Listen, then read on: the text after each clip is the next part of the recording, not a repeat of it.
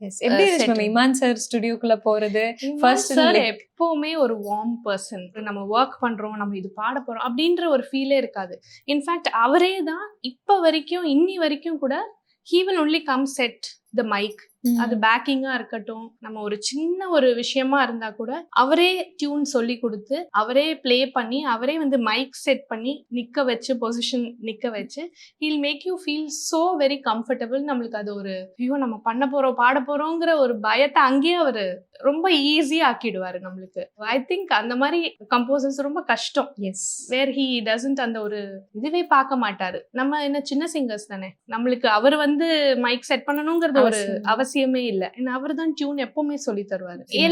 நிறைய பாடி இருக்கோம். வைக்கம் விஜயலட்சுமி ஒரு பாட்டு, ஆராத்யா சிவகார்த்திகேயன் பாடினாங்க அந்த சாங்குக்கு, வாயாடி பெத்த புள்ள. வாயாடி பெத்த புள்ள வரப்போரா நெல்ல போல, யாரிவ யாரிவ